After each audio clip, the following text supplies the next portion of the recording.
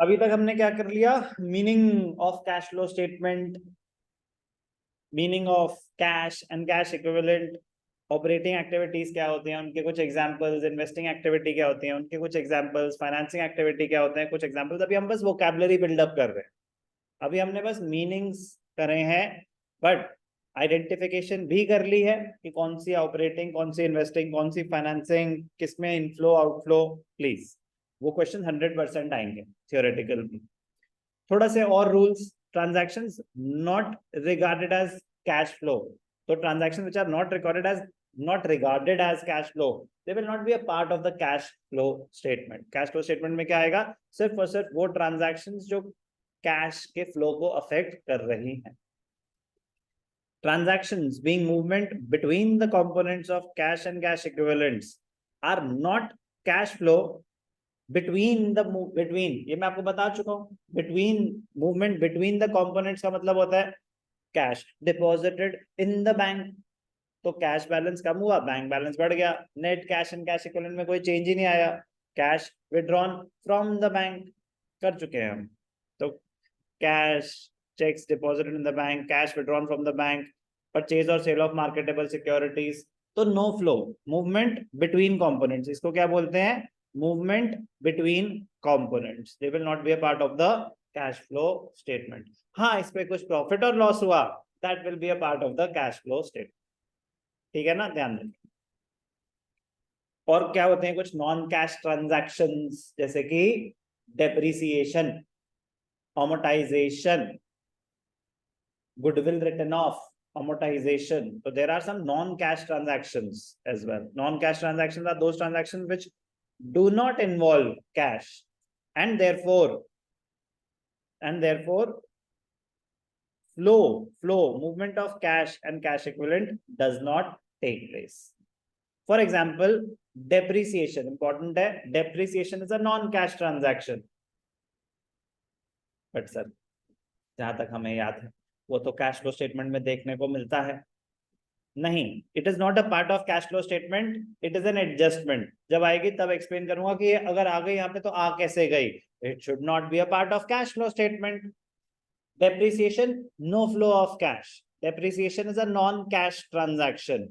Issue of shares for consideration other than cash, exam में गलत करके आए थे। इशू ऑफ शेयर्स और debentures for consideration other than cash, मैंने मशीन खरीदी किसी से, पैसों की जगह मैंने उसको अपनी कंपनी के शेयर्स दे दिए या डिबेंचर्स दे दिए, पैसों की मूवमेंट नहीं हुई है। It is a non cash transaction, it will not be a part of cash flow statement. Non cash transactions are not shown in the cash flow statement, they are not shown in the cash flow statement। तो ध्यान देना, बड़ी मजेदार point आगे आएगा, हम depreciation दिखा रहे होंगे। तो वो क्योंकि हम जो कैश फ्लो स्टेटमेंट बना रहे हैं, कौन सा मेथड बना रहे हैं हम? Indirect method. इनडायरेक्ट मेथड में रिवर्सल्स होते हैं, कुछ रिवर्सल्स होते हैं। तो जब उस कॉन्सेप्ट पे आएंगे ना, तब मैं आपको ये चीज दोबारा बताऊंगा। यहाँ पे बड़ी क्लियरली मेंशन है ना, कैश फ्लो स्टेटमेंट में तो सर सिर्फ कैश के फ्लोज आएंगे, तो ये तो बड़ी ऑब्वियस सी बात है कि नॉन कैश ट्रांजैक्शन तो नहीं आएंगी। तो मैं खुद आपको बता रहा हूँ कि depreciation is a non cash transaction, still it will be shown in the cash flow statement. It is not a part of the cash flow statement, it is being shown as an adjustment। तो वो जब हम उस practical portion पे आएंगे तब मैं आपको दोबारा ये बात एक्सप्लेन करूंगा। बट अगर एग्जाम में आए कि whether the following will lead to inflow outflow no flow, depreciation no flow. कुछ और रूल्स जो हमें पता होने चाहिए, a transaction will be classified either as operating, investing, financing.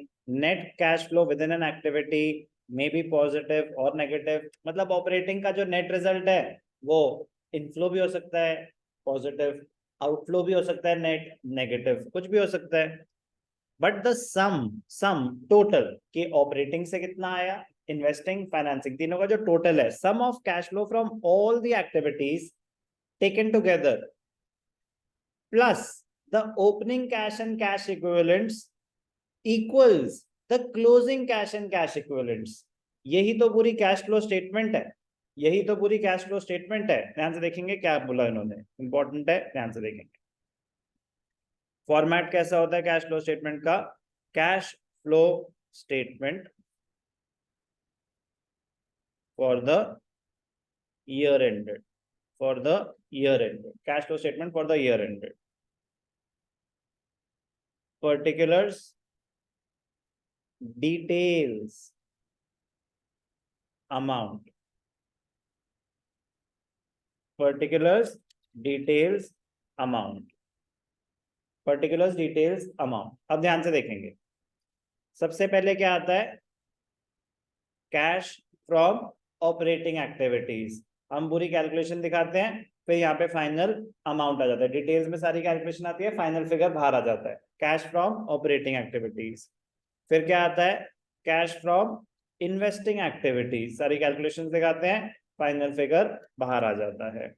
फिर आता है कैश फ्रॉम फाइनेंसिंग एक्टिविटीज. सारा दिखाते हैं, ये हो गया. तो तीनों का जो टोटल होता है, तीनों का टोटल निकालते हैं. वो क्या होता है? नेट इंक्रीज और decrease in cash and cash equivalents. Net increase और decrease in cash and cash equivalent. मतलब या तो ये पॉजिटिव होगा, या मतलब इस साल का नेट फ्लो क्या रहा, ओवरऑल इनफ्लो हुआ कैश का या आउटफ्लो हुआ. अभी तक कोई डाउट? अब इसमें ऐड होता है, इसमें ऐड होता है. क्या ऐड होता है? इस साल कैश जनरेट हुआ 50 लाख रुपए. ऐड कह रहे पहले से कितने पड़े थे, उसको बोलते हैं opening cash and cash equivalents. पहले से कितने पड़े थे?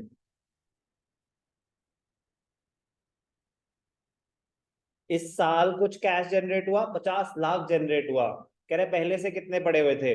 मैंने कहा पहले से 20 लाख पड़े हुए थे. तो ये जो फाइनल फिगर आया, this should be equal to what? Closing. This should be equal to closing cash and cash equivalents. This should be equal to closing cash and cash equivalents. पहले हम निकालते हैं ऑपरेटिंग, फिर इन्वेस्टिंग, फिर financing. उन तीनों को एड अप करते हैं, तो जो नेट रिजल्ट आता है उसको बोलते हैं नेट इंक्रीज और decrease. That is added to the opening cash and cash equivalents. तो जो फाइनल रिजल्ट आता है उसको बोलते हैं closing cash and cash equivalents. उन्होंने कहा कि तुम्हें सब पता ही होगा, तो ये बोला उन्होंने, sum of cash flow from all activities taken together, operating plus investing plus financing, sum of all the activities plus opening balance of cash and cash equivalents equals the closing balance of cash equivalents. तो वही जो नीचे मैंने अभी करके दिखाया वो ये third point. Clear? A transaction may include cash flow under two different activities. तो ये मैंने आपको एग्जांपल करा चुका हूं. Give an example of a transaction, a part of which is shown under investing activities and a part of which is shown under financing activities. तो क्या था example? Very good. Asset purchased under hire purchase system.